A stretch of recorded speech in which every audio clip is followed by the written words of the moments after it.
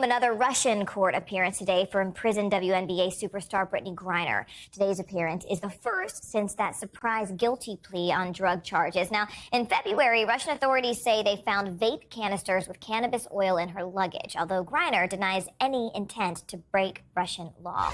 NBC News reporter Matt Bodner is following the case today from London for us. Matt, look, this has captured the attention of so many, not just around the world, but certainly here at home in the U.S.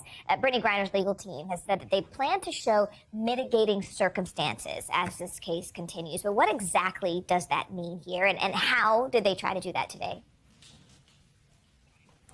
Thank you, Morgan. Well, we heard a lot from the defense team today. Their defense witnesses. This was a coach, general manager, and also a team doctor. I think the mitigating circumstances remark, to me, seems to be related to things we heard from the doctor, and that is that she had some medical conditions that were alleviated by marijuana, but also ADHD, which could, have impacted her attention while she was packing, for example. Last week we heard when she admitted guilt to this crime that she was packing in a rush and just kind of overlooked what she was putting in her bag. So that seems to be what they're setting up with this mitigating circumstances strategy.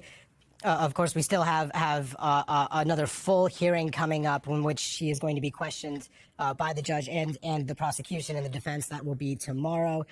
So they're still trying to build this case a bit, and I think we'll hear more from Griner tomorrow on these counts. Speaking of that, I mean, it's pretty scary. Griner could spend up to 10 years in prison. That's what we're talking about here. The conversation has been that this plea might be required before any talks about a prisoner swap could actually take place. But are there any signs that we're actually moving in that direction, Matt? There's always some noises on this. The Russians this morning, we actually heard from the Russian Foreign Ministry spokeswoman, Maria Zakharova, who said that basically what we're doing right now, all this conversation about Griner that you mentioned, is not helping, and that they recognize this as an attempt to exert pressure on the Russian legal process.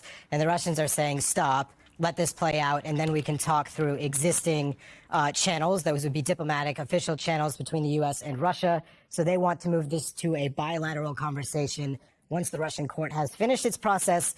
And of course, we've seen this happen with other U.S. detainees, specifically Trevor Reed. So we just need to get through this trial, and then where I think we'll see a lot more movement on that front. All right, NBC's Matt Bonner joining us live from London. Matt, as always, thank you.